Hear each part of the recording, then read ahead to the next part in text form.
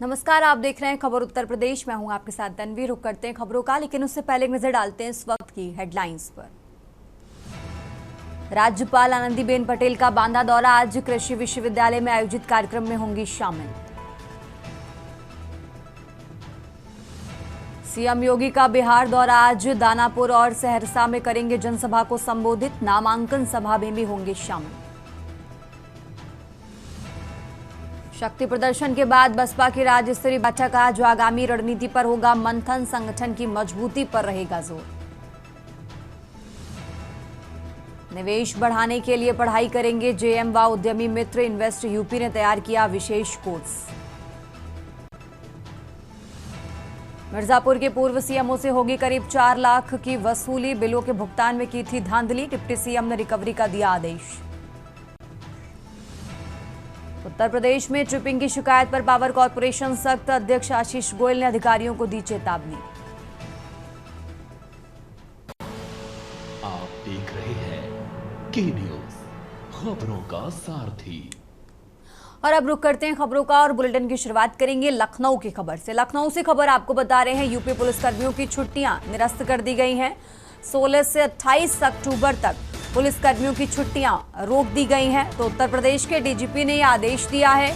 त्योहारों के चलते उत्तर प्रदेश के डीजीपी का ये बड़ा आदेश सामने आया है। तो बड़ी खबर आपको बता रहे हैं, जहां त्योहार के चलते डीजीपी ने ये बड़ा आदेश दिया है।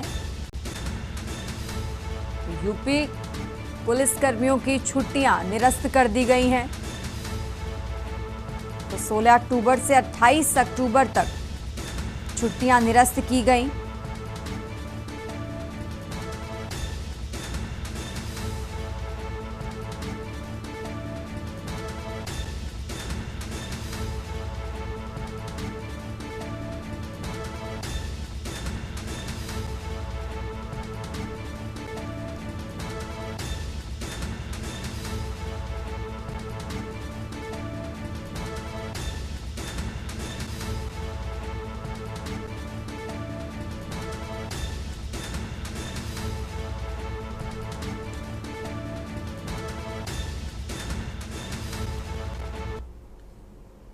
आगे बढ़ते खबरों में, खबर लखनऊ से है, जहां अवैध पटाखों के खिलाफ कार्रवाई।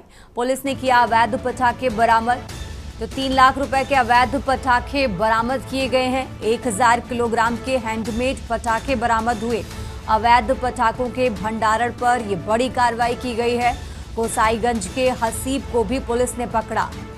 तो लखनऊ के गोसाईगंज थाना क्षेत्र का ये मामला आपको बता रहे हैं, जहां अवैध पटाखे बरामद किए गए। अवैध पटाखों के भंडारण पर कार्रवाई की गई है। लखनऊ से खबर आपको बता रहे हैं, जो गोसाईगंज के हसीब को भी पुलिस ने पकड़ा।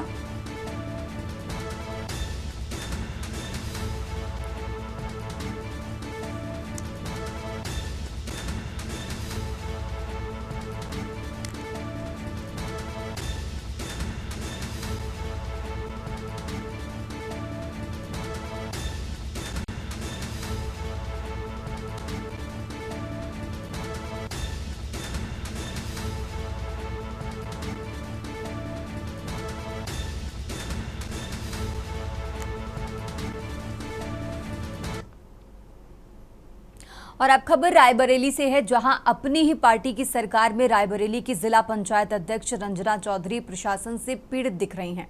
उन्होंने फेसबुक के माध्यम से जिला प्रशासन, विशेषकर ऊंचाहार तहसील प्रशासन पर भ्रष्टाचार और काम में देरी के गंभीर आरोप लगाते हुए अपनी तीव्र नाराजगी व्यक्त की है। जिला पंचायत अध्यक्ष रंजना चौधरी ने खुलासा किया कि उनके शस्त्र लाइसेंस की फाइल को ऊंचाहार तहसील प्रशासन ने 2 माह से रोक रखा है। उनका आरोप है कि फाइल को आगे बढ़ाने के लिए तहसील प्रशासन द्वारा पैसे की मांग की जा रही है। उन्होंने साफ किया कि लेखपाल और कानून को रिपोर्ट लगने के बावजूद उनकी फाइल लंबित रखी गई है। जिला पंचायत अध्यक्ष रंजना चौधरी ने अपनी पोस्ट में ये सवाल उठाकर आम जनता की समस्याओं को भी सामने रखा है। उन्होंने कहा कि जब एक जनप्रतिनिधि के साथ प्रशासन का ये व्यवहार है, तो आम जनता को तहसील के चक्कर काटने और भ्रष्टाचार से कितनी परेशानी उठानी पड़ती होगी।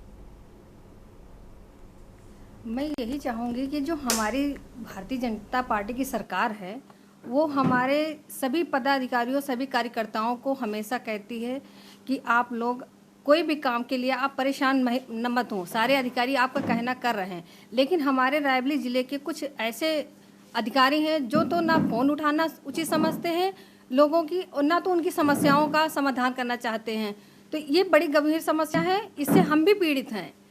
तो आज हम कई महीनों से इंतज़ार कर रहे थे। मेरी कुछ काम की फाइलें हैं जो हमारे ऊंचाहार तहसील में हैं, और वहाँ की फाइल ना आगे बढ़ाई जा रही, ना कुछ बताया जा रहा, ना फ़ोन उठाया जा रहा है। और अब खबर चित्रकूट से है, जहां भगवान श्री राम की तपोभूमि चित्रकूट के रामायणी कुटी में विश्व हिंदू परिषद द्वारा आयोजित संत समिति की बैठक में देश में गरीब हिंदुओं के प्रलोभन देकर कराए जा रहे धर्मांतरण पर नाराजगी जताते हुए संतों ने सर्वोच्च न्यायालय से धर्मांतरण पर अंकुश लगाने के लिए कठोर कानून बनाने की मांग की है। रामायणी कुटी चित्रकूट के महंत राम हृदय दास महाराज ने कहा कि देश में प्रलोभन देकर दबाव बनाकर कराए जा रहे गरीब और आदिवासियों के धर्मांतरण से दिनों दिन हिंदुओं की संख्या घटती जा रही है। उन्होंने कहा कि हिंदुओं का अवैध धर्मांतरण गंभीर चिंता का विषय है। दिगंबर अखाड़ा के महंत दिव्य जीवन दास जी महाराज ने कहा कि धर्म स्वातंत्र्य कानून हिंदू समाज ही नहीं भारतीयता का भी रक्षक है। भारत में अनेकों विविधताएं हैं। हजारों सालों से अलग अलग पथ परंपराएं और संप्रदायों को अपनी अपनी आस्था एवं पूजा पद्धति के साथ जीवन जीने का अधिकार है।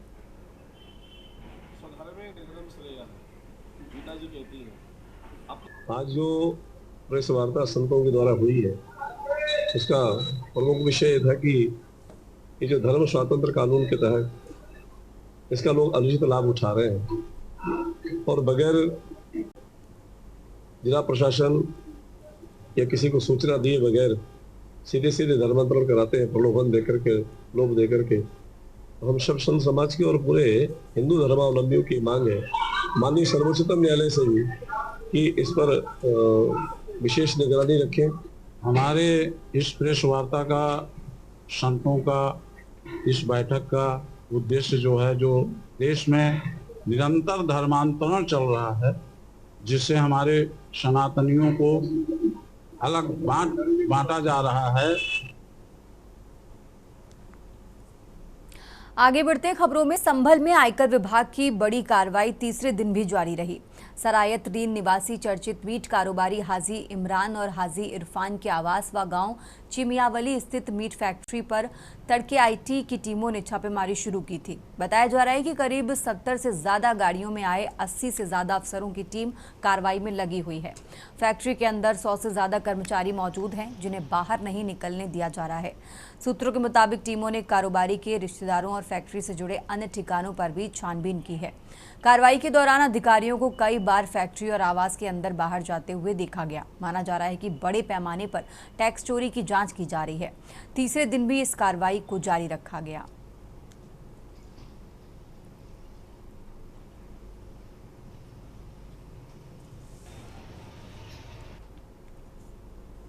त्योहारों के नजदीक आते ही खाद्य पदार्थों में मिलावटखोरी होने लगती है। मिठाइयों और मावों को मिलावट कर बनाया जाता है, जिसके चलते बागपत में खाद्य विभाग की टीम ने अभियान चलाकर भारी मात्रा में लगभग 4,50,000 रुपए से ज्यादा कीमत का सिंथेटिक मावा और मिठाइयों को नष्ट कराया है। वहीं दूसरी ओर मिठाइयां बनाने में इस्तेमाल वनस्पति और अन्य सामान को भी जब्त किया गया। दरअसल आपको बता दें कि खाद्य विभाग की टीम ने जनपद बागपत के विभिन्न अलग अलग थाना क्षेत्रों में छापेमारी की और 1300 किलो सिंथेटिक मावा, 165 रंगीन रसगुल्ला और 107 लीटर दूध को जेसीबी मशीन से गड्ढा खुदवाकर नष्ट कराया है, जिसकी कीमत लगभग 4,50,000 रुपए बताई जा रही है। आगामी त्योहार को दृष्टिगत रखते हुए शासन एवं जिलाधिकारी महोदय के निर्देशों के क्रम में खाद्य सुरक्षा विभाग द्वारा लगातार छापेमारी की जा रही है। इस छापेमारी के क्रम में हमने अब तक लगभग 25 नमूने लिए हैं खोआ, दूध, बर्फी और अन्य मिठाइयों के। इसी प्रवर्तन कार्रवाई में हमने अब तक लगभग 1300 किलोग्राम खोआ को नष्ट कराया है और 165 किलोग्राम रंगीन रसगुल्ला और आज 160 लीटर दूध को भी विनिष्ट करा दिया गया है, जिसकी अनुमानित कीमत लगभग 4,50,000 रुपये है। और अब खबर संभल से है, जहां दीपावली से पहले धर्म और खरीदारी को लेकर मचे बवाल के बीच आचार्य प्रमोद कृष्णम ने बड़ा बयान देकर विवाद खड़ा कर दिया है। दरअसल संत यशवीर महाराज ने हाल ही में अपील की थी कि सनातनी दीपावली पर सिर्फ अपने धर्म के लोगों से ही सामान खरीदें। इस पर पलटवार करते हुए आचार्य प्रमोद कृष्णम ने कहा कि भारत में जन्म लेने वाला हर व्यक्ति सनातनी है, चाहे वो हिंदू हो या मुसलमान। आचार्य प्रमोद कृष्णम ने कहा कि कोई पूजा करता है, कोई आरती, कोई वंदना, कोई हवन, कोई अरदास और कोई प्रेयर करता है और कोई नमाज पढ़ता है, सब सनातनी हैं। उन्होंने ये भी कहा कि किससे सामान खरीदना है ये हर व्यक्ति का व्यक्तिगत अधिकार है और किसी को भी ये तय करने का हक नहीं है कि कोई कहां से खरीदारी करे। आचार्य जी, मुजफ्फरनगर के यशवीर महाराज जी ने कहा है कि दीपावली पर कुछ सामान है सनातनियों से खरीदा जाए, विधर्मी उसमें कुछ मिला सकते हैं, आपकी पूजा व्रत खंडित हो सकते हैं। देखिए, मैं इस बात से सहमत नहीं हूँ, क्योंकि मैं ऐसा मानता हूँ कि जो भी भारत में पैदा हुआ है वो सब सनातनी है और वो कोई प्रार्थना करता है, कोई पूजा करता है, आरती करता है, वंदना करता है, कोई हवन करता है, कोई नमाज पढ़ता है। आगे बढ़ते हैं खबरों में। कौशाम्बी से सामाजिक सद्भाव की एक बड़ी मिसाल सामने आई है। जिले के सरायकील थाना क्षेत्र के पुरखास गांव में रहने वाले एक मुस्लिम परिवार ने वैदिक विधि विधान से हिंदू धर्म को अपनाया है। मंझनपुर स्थित प्राचीन दुर्गा मंदिर में वैदिक मंत्रोच्चार, यज्ञ और हवन के बीच हुए इस समारोह में परिवार के 3 सदस्यों ने सनातन परंपरा को विधिवत स्वीकार किया है। परिवार के मुखिया मेहदी अली ने अब अनुज प्रताप सिंह नाम ग्रहण किया, जबकि उनकी पत्नी सायमा और सौम्या अब अनुज सिंह और बेटी उर्विजा अनुज सिंह के नाम से जानी जाएंगी। पूरे वैदिक विधान के साथ संपन्न इस दीक्षा कार्यक्रम में हिंदू रक्षा समिति के पदाधिकारी और स्थानीय श्रद्धालु बड़ी संख्या में मौजूद रहे।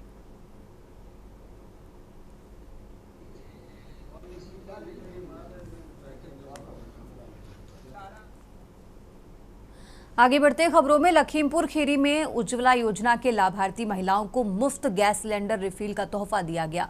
कलेक्ट्रेट के अटल सभागार में जिलाधिकारी दुर्गा शक्ति नागपाल की अध्यक्षता में अंजनी सिंह जिला पूर्ति अधिकारी द्वारा जिले की करीब 5,34,000 लाभार्थी महिलाओं को मुख्यमंत्री योगी आदित्यनाथ के वीडियो कॉन्फ्रेंसिंग संबोधन के उपरांत सब्सिडी की धनराशि के चेक वितरित किए गए। जिला पूर्ति अधिकारी अंजनी सिंह ने बताया कि उत्तर प्रदेश की तरफ से ये सब्सिडी की धनराशि उज्ज्वला योजना के लाभार्थियों के लिए दीपावली के अवसर का एक तोहफा है। उत्तर प्रदेश के यशस्वी माननीय मुख्यमंत्री जी द्वारा उज्ज्वला लाभार्थी जिनके गैस कनेक्शन उज्ज्वला में है, उनको दीपावली पर फ्री गैस सिलेंडर दिए जाने की सुविधा प्रदान की गई है। उसी कार्यक्रम का शुभारंभ माननीय मुख्यमंत्री जी द्वारा लखनऊ लोक भवन से किया गया, जिसका सीधा प्रसारण प्रत्येक जनपदों में हुआ और लखीमपुर खीरी में भी हुआ।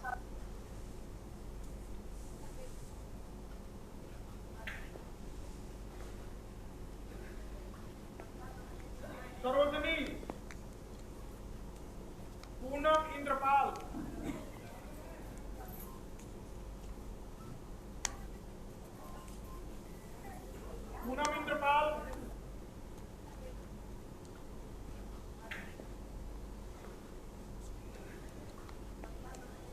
सरोजनी, पूनम इंद्रपाल,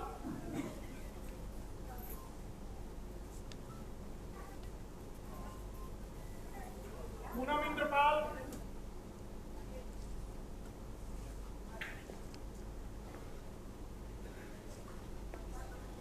सरोजनी,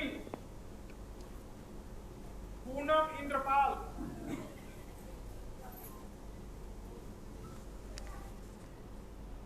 और अब खबर उन्नाव से है, जहां गंगाहाट कोतवाली क्षेत्र में एक दिल दहला देने वाली घटना सामने आई है।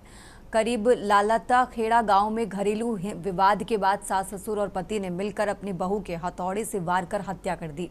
घटना के बाद आरोपी सास ससुर पति मौके से फरार हो गया। सूचना मिलने पर पुलिस टीम मौके पर पहुंची और घटनास्थल का निरीक्षण किया।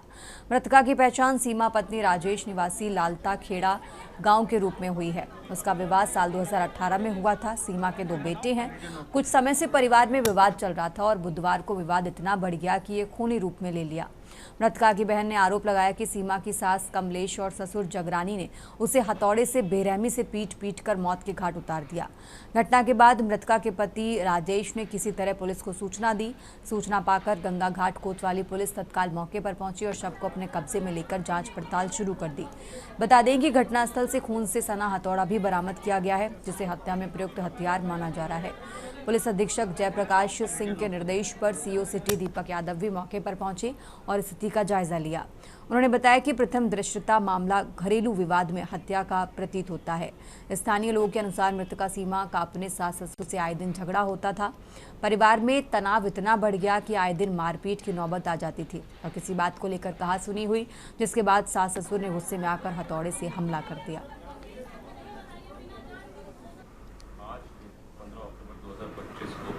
थाना गंगा घाट क्षेत्र में पड़ने वाले लालता खेड़ा गांव से सूचना मिली कि एक महिला की हत्या हो गई है। तो इस पर थाना गंगा घाट की पुलिस तत्काल मौके पर पहुंची तो पाया जो महिला है उनका नाम है सीमा लोध और जो हत्या का कारण बताया जा रहा है परिवारजनों द्वारा तो ये है कि दहेज उत्पीड़न को लेकर उनकी हत्या करी गई है, जिनमें जो नामजद हैं वो मृतक के पति हैं राजेश लोध और अन्य परिवारजन हैं जैसे सास ससुर और अन्य परिवार के लोगों पर आरोप लगाया गया है। खबरों का सिलसिला लगातार जारी है। फिलहाल यहाँ रुकते हैं एक छोटे से ब्रेक के लिए। आप देख रहे हैं के न्यूज़, खबरों का सारथी।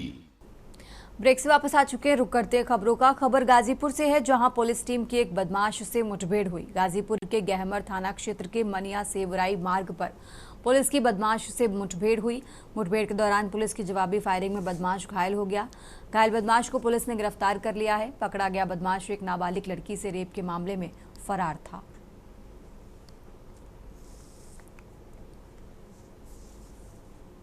थाना गहमर में ग्राम सायर मिली कि एक नाबालिग बच्ची का रेप हुआ है, जिस संबंध में तत्काल जो है इस पे अभियोग पंजीकृत किया गया रात्रि में और अभियुक्त दद्दन चौधरी की खोज के लिए जो है गिरफ्तारी के लिए टीम गठित कर दी गई। जानकारी हुई कि ये मनिया पुलिया की तरफ से ये जा रहा है और ये ट्रेन पकड़कर बाहर भागने की फिराक में है। तत्काल इसकी घेराबंदी की गई और यहाँ पे जो है मनिया पुलिया पे जो है इसने पुलिस को घिरता देख जो है इसने पुलिस पर फायर कर दिया। इसमें क्रॉस फायर में इसके पैर में गोली लगी गई है। इसको गिरफ्तार किया गया है और तत्काल इसको जो है प्राथमिक चिकित्सा है तो सीएससी एडमिट कराया गया है और गहमर पुलिस द्वारा ये अच्छा कार्य है, जिसमें जो है आगे की कार्रवाई जो है गहमर पुलिस द्वारा की जा रही है। आगे बढ़ते हैं खबरों में। हमीरपुर जनपद के सुमेरपुर थाना क्षेत्र से एक मामला निकलकर सामने आया है, जिसे देखकर हर कोई दहल गया। एक परिवार जो घर से न्याय की आस में अपने एक दिन के बच्चे को साथ लेकर ठेलिया में बैठकर नेशनल हाईवे 34 पर निकल पड़ा। मामला पड़ोसी के साथ ठेलिया खड़े करने और रास्ते में भैंस बांधने को लेकर हुए विवाद का है, जिस पर पुलिस ने अभी तक कोई शिकायत दर्ज नहीं की है। पीड़ित परिवार ने सुमेरपुर थाने के ऊपर गंभीर आरोप लगाए हैं। पीड़ित परिवार का कहना है कि मामले को 3 महीने हो गए हैं, अभी तक उनकी कोई सुनवाई नहीं हुई है। जब भी वो न्याय की आस लिए थाना पहुंचते हैं तो उनसे वहां पैसों की मांग की जाती है। मजबूरन आज वे परिवार सहित ठेलिया में बैठकर हमीरपुर मुख्यालय के लिए निकले हैं और मुख्यालय पहुंचकर कलेक्ट्रेट स्थित गोल चबूतरे में परिवार सहित बैठेंगे और न्याय की मांग करेंगे। अब इस समय हमीरपुर जा रहे हैं, हम गोल चौंतरा में बैठेंगे जाके। हमारी क्योंकि कोई सुनवाई नहीं हो रही है। हम 3 महीने से दौड़ रहे हैं, बराबर थाने में चक्कर लगा रहे हैं, बगैर पैसे के कोई काम नहीं हो रहे हैं। समस्याएं ये हैं कि चाट बतासा की मैं ठेली लगाता हूँ, रास्ते में आरसीसी में पड़ोस वाले रामचंद्र किशन ये लोग भैंसे बांध देते हैं तो आरसीसी में आरसीसी में बैठ जाती हैं। तो तवा मैं लगाता हूँ चाट का, जैसे भैंस नहीं उठती हैं तो लात मार के उठा देता हूँ, कभी डंडी से मार के उठा देता हूँ। एक दिन मैंने लात मारते हुए उन्होंने रामचंद्र ने देख लिया तो अपनी पत्नी से बोल रहे थे कि लड़कियों को लेके फिर के इसकी कुटाई कर दो। एक बात तो चाट बताता कि ठिलिया बंद कर देगा, आराम से मामला निपट जाएगा। आगे बढ़ते खबरों में, जौनपुर जिले के नगर क्षेत्र के रसूलाबाद में स्वास्थ्य विभाग की टीम ने छापेमारी करते हुए एक निजी अस्पताल को सीज कर दिया, जिसमें पूर्व में भी एक महिला मरीज की मौत के बाद परिजनों ने डीएम, एसपी, सीएमओ सहित विभागों की शिकायत की थी। लेकिन अवैध अस्पतालों के सिंडिकेट इतना गहरा गए कि कार्रवाई के नाम पर सिर्फ कागजों कोरम पूरा होता है। लेकिन जिलाधिकारी के सख्त रवैये के बाद अब ऐसे अस्पतालों को चिन्हित कर कार्रवाई करने से अवैध अस्पतालों, जो शुद्ध रूप से कहें तो मानव अंगों को स्लास्टर हाउस धड़ल्ले से चलाए जा रहे हैं, उन पर कार्रवाई की तलवार लटकने से हड़कंप मच गया है। डीसा हॉस्पिटल है, हम अपनी पत्नी लेकर आए थे, यहाँ पर डुला के घर से लेकर आए हैं, डुला के लेकर आए हैं, कौन से सुई लगाए कि बेहोश 3 महीना बेहोश रहेगी, कोमा में मरते से मर गई, देखने तक नहीं गए ये बंदे। अब हमको चूतिया बना कर लेकर दुर्गा सिटी में भर्ती करा दिया। हमारा जितना हम जिससे भीख नहीं मांगने का दशा था, हम भीख मांग कर दुनिया से लगाए हैं। ये गांव पूरा हमारे पूछ सकते हैं आप। तो आज जो है दिनांक 15/10/25 को दिशा हॉस्पिटल रसूलाबाद का हम लोगों ने निरीक्षण किया, स्थलीय निरीक्षण किया, और निरीक्षण के बाद जो है यहाँ पर ओपीडी चैम्बर और नीचे मरीज भर्ती थे, 12 बेड करीब नीचे हैं। उसके बाद जो है एक मरीज ऑपरेशन के थे। और अब खबर जौनपुर से है, जहां जीआरपी ने त्योहारी सीजन में बड़ी सफलता अर्जित करते हुए रेल यात्रा के दौरान गुम हुए 75 मोबाइल फोन बरामद कर यात्रियों के चेहरों पर मुस्कान लौटा दी है।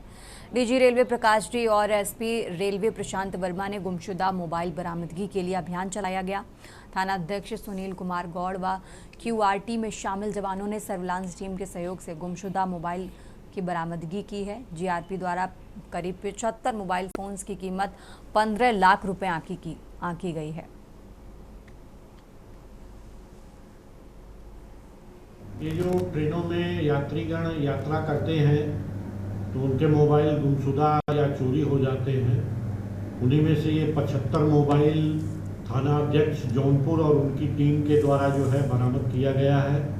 और बरामद करने के उपरांत कोर्ट के आदेश से उनके जो स्वामी हैं उनको वितरित किया गया है। क्या अनुमानित कीमत है सर? ये बरामद मोबाइलों की अनुमानित कीमत करीबन 14 लाख रुपए है।